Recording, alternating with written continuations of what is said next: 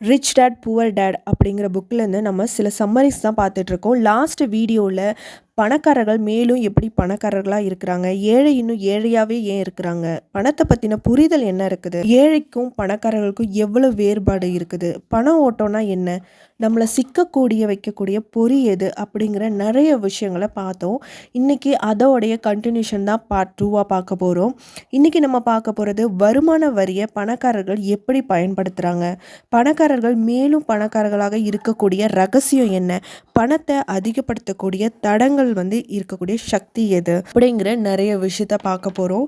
இன்றைக்கி நீங்கள் எந்த மாதிரி விஷயத்த இந்த வீடியோ மூலமா கற்றுக்க போகிறீங்க, இந்த வீடியோவை நீங்கள் ஃபுல்லாக பார்க்குறது மூலமா பணத்தை பற்றின புரிதல் உங்களுக்கு நல்லாவே கிடைக்கும். அதனால வீடியோவை ஸ்கிப் பண்ணாமல் ஃபுல்லாக பாருங்கள். நம்ம சேனலை நீங்கள் இன்னும் சப்ஸ்கிரைப் பண்ணலன்னா சப்ஸ்கிரைப் பண்ணிக்கோங்க, பக்கத்தில் இருக்க பெல் ஐக்கானை கிளிக் பண்ணிக்கோங்க.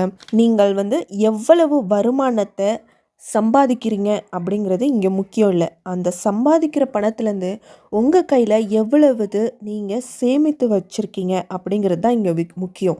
இப்போது நம்ம எஜுகேஷனில் பணத்தை ரிலேட்டடான எந்த ஒரு விஷயமும் நமக்கு கொடுக்கறது கிடையாது. இன்னமும் கேட்டால் எஜுகேஷனில் இந்த மாதிரி பணத்தை நம்ம எப்படி கையாளணும், பணத்தை எப்படி சேமிக்கணும், பணத்தை எந்த விதத்துலலாம் நம்மளால் கையாள முடியும் அப்படிங்கிறத நம்ம ஒரு புரிதல் கிடச்சிதுன்னா ரொம்பவே நல்லாயிருக்கும். அந்த எஜுகேஷன் நமக்கு கொடுக்கறது இல்லை. +2ல் பார்த்திங்கன்னா எக்கனாமிக்னு ஒரு புக் இருக்குது, டிகிரி அந்த மாதிரி எக்கனாமிக்ஸ்னு ஒரு புக் சப்ஜெக்ட் இருக்குது. ஆனால் அதிலெல்லாம் நமக்கு பணத்தை எப்படி கையாளணும், பணத்தை எப்படி செல்வத்தை அதிகப்படுத்தணும், சேமித்து எப்படின்னு நம்ம கவனமாக இருக்கணும், அந்த பணத்தை எப்படி நம்ம பாதுகாத்துக்கணும், எதெல்லாம் நமக்கு அசட்டு எதெல்லாம் லயபிலிட்டி அப்படிங்கிற விஷயத்த நமக்கு ஒரு தெளிவான விஷயத்த கிடைச்சதுனாலே வர ஜென்ரேஷன்லேருந்து நம்ம என்ன பண்ண முடியும், பணத்தை எப்படி நம்மளால் சேமிக்க முடியும், அதை எப்படி கையாளணுங்கிற விஷயம் நமக்கு புரியும். முதல்ல அந்த மாதிரி எஜுகேஷன் கொடுக்கறது கிடையாது. அப்போது நம்ம படித்து முடித்ததுக்கப்புறம் நம்ம ஒரு வேலைக்கு போனதுக்கப்புறம் தான் நமக்கு அந்த பணத்தோடைய ஒரு புரிதலும் கிடைக்கும், பணத்தை எப்படி சேமிக்கணுங்கிற கிடைக்கும். இன்னும் முக்கியமாக பார்த்திங்கன்னா கல்யாணம் ஆனதுக்கப்புறம் அதுவும் 30 வயசு தாண்டும் போது தான் அந்த பணத்தோடைய தேவைகளே அவங்களுக்கு புரியும். ஏன்னா பணத்தோட தேவைகள் அதிகமாகும் போது பணத்தை சேமிக்கலை அப்படிங்கிற அந்த ஒரு எண்ணம் நமக்கு அப்போ தோண ஆரம்பிக்கும். நிறைய பேர் பணக்காரர்கள் எதுக்கு முக்கியத்துவம் கொடுக்குறாங்கன்னு பார்த்தீங்கன்னா அசட் அப்படிங்கிற ஒரு விஷயந்தான். அதாவது சொத்து மதிப்பு, சொத்துலேயே எது சொத்து நமக்கு எது லயபிலிட்டி அப்படிங்கிற விஷயம் தெரிஞ்சுக்கணும். இப்போ நீங்கள் ஒரு கார் உங்களுடைய சொகுசுக்காக உங்களுடைய விஷயத்துக்காக ஆடம்பரத்துக்காக நீங்கள் ஒரு கார் வாங்குறீங்கன்னா அது லயபிலிட்டி. அதையே ஒரு காரை நீங்கள் ஒரு எல்லோ போர்டாக வாங்கி இல்லை நார்மல் ஒரு காரை வாங்கி அதை நீங்கள் ஒரு கம்பெனிக்கு அட்டாச் பண்ணும்போது அதுலேருந்து உங்களுக்கு கிடைக்கக்கூடிய வருமானம் அசட்டு. அந்த மாதிரி விஷயங்கள் தான். இப்போ நீங்கள் ஒரு மெயினான இடத்துல ஒரு இடம் வாங்கி நீங்கள் ஒரு காம்ப்ளெக்ஸ் கட்டுறீங்க, காம்ப்ளெக்ஸ் கட்டி அதில் வாடகை விட்டு நீங்கள் சம்பாதிக்கிறீங்கன்னா அது உங்களுக்கு அசட்டு. அதையே அந்த இடத்துல நீங்கள் உங்களுக்கு மட்டும் ஒரு சொந்தமான வீடு கட்டி நீங்கள் அதில் வாழ்ந்துட்டு ஆடம்பரமாக வாழ்ந்துட்டு வந்தீங்கன்னா அது உங்களுக்கு லயபிலிட்டி. இப்போ உங்களுக்கு புரிஞ்சிருக்கும்னு நினைக்கிறேன், லயபிலிட்டி எது அசட் எதுன்னு. இந்த மாதிரி விஷயத்த அவங்க ரொம்பவே நல்லா தெரிஞ்சு வச்சுருக்காங்க. இப்போ கேஷ் ஃப்ளோ அப்படிங்கிறது என்னன்னு பார்த்தீங்கன்னா சம்பளத்தில் இருக்கக்கூடிய பணத்தை அதிகமாக செலவு பண்ணுறது ஏழை. இந்த நடுத்தர மக்கள் என்ன பண்ணுவாங்கன்னா ரொம்பவே அதிகமாக ஸ்பெண்ட் பண்ணிகிட்டு இருப்பாங்க. ஆனால் பணக்காரங்க அவங்க ஸ்பெண்ட் பண்ணுறதே பார்த்திங்கன்னா ஒரு இன்வெஸ்ட்மெண்ட்டில் தான் இருக்கும். எதில் இன்வெஸ்ட் பண்ணும்போது நமக்கு எப்படி பணம் வருது அப்படிங்கிற விஷயத்த நல்லாவே தெரிஞ்சிருப்பாங்க. The history of taxes and corporation அப்படிங்கிறது ஃபர்ஸ்ட் ஒன். பார்த்திங்கன்னா பணக்காரர்கள் அந்த டேக்ஸை பற்றின கவலைகளே கிடையாது. ஆனால் ஏழைகள் பார்த்திங்கன்னா அந்த டேக்ஸை பற்றின கவலைகள் தான் இருக்கும். ஏழைகள் பணக்காரர்களை தண்டிக்க விரும்புவாங்க.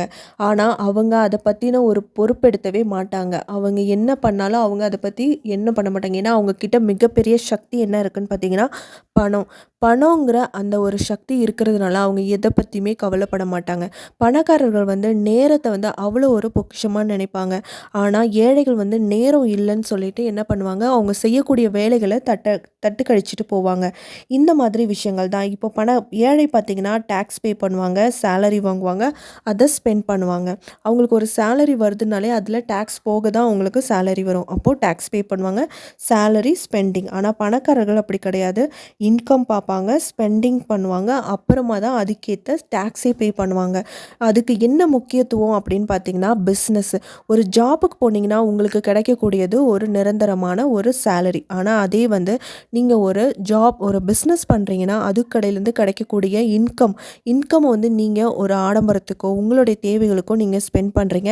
அந்த பில்ல வச்சு என்ன பண்ண போறீங்க? டாக்ஸ் பே பண்ண போறீங்க. இன்னும் பணக்காரர்கள் வந்து டாக்ஸ பே பண்றதுக்கு என்ன மாதிரியான விஷயங்கள் கையாளுறாங்கன்னு பார்த்தீங்கன்னா, இஎல்எஸ்எஸ் அப்படிங்கக்கூடிய பங்குச்சந்தை. அதாவது டாக்ஸை வந்து ஒரு பேலன்ஸ் பண்ணக்கூடிய பங்குச்சந்தையில் அவங்க முதலீடு பண்ணுவாங்க. அப்போ வந்து பங்குச்சந்தை பேலன்ஸ் ஆகிற அளவுக்கு பார்க்குவாங்க. இன்னொன்று, அவங்க ஒரே பிஸ்னஸை நம்பி மட்டுமே பண்ண மாட்டாங்க. இன்னொரு பிஸ்னஸ் பண்ணுவாங்க. அதை வந்து அவங்க என்ன பண்ணுவாங்க, நஷ்டத்தில் போகிற மாதிரி காமிச்சு அவங்க அந்த டாக்ஸஸை பேலன்ஸ் பண்ணுவாங்க. அதனால அவங்க டாக்ஸை பற்றின கவலையே இருக்காது. இன்னும் கேட்டால் அமெரிக்கா, இங்கிலாந்துலலாம் பார்த்திங்கன்னா டாக்ஸுங்கிறது ஒன்றே கிடையாது. இப்போ தான் ரீசெண்டாக ஸ்டார்ட் பண்ணாங்க. இன்னும் அங்கே வந்து கவர்மெண்ட் ஹாஸ்பிட்டலில் எஜுகேஷன் எல்லாமே கவர்மெண்ட் தான். ஆனால் எல்லாமே ஃப்ரீ. ஆனால் நம்ம தமிழ்நாடு, இந்தியாவில் பார்த்தீங்கன்னா எஜுகேஷன்லேருந்து ஒரு கவர்மெண்ட் ஸ்கூலை விட ப்ரைவேட் ஸ்கூலில் தான் என்ன பண்ணுறாங்க, கவர்மெண்ட் டீச்சரே வந்து ப்ரைவேட் ஸ்கூலில் தான் சேர்க்குறாங்க. ஏன்னா எஜுகேஷன் அங்கே நல்லா இருக்குதுன்னு. ஆனால் அங்கே வெளிநாட்டிலலாம் என்ன பண்ணுறாங்க, ஈக்குவலான எஜுகேஷன் தான் கொடுக்குறாங்க. இந்த மாதிரி விஷயங்களெல்லாம் வந்து கடைப்பிடிச்சாலே போதும். இன்னொன்று, த ரிச் இன்வென்ட் மணி. நீங்கள் உங்களுடைய மணியை வந்து எப்படி செலவழிக்கணுங்கிறது உங்களுடைய கண்ட்ரோல் இருக்கணும். ஃபஸ்ட்டு நம்ம வந்து கண்ட்ரோல் மைண்டோடு இருந்தால் மட்டும்தான் நம்மளால் என்ன பண்ண முடியும், சம்பாதிக்க முடியும். ஃபஸ்ட்டு நீங்கள் வந்து உங்களுடைய ப்ராஃபிட்லேருந்து என்ன பண்ணணும், பே யோர் செல்ஃப். நீங்கள் வந்து அதை வந்து உங்களுக்காக மணியை வந்து பே பண்ண பார்க்கணும்.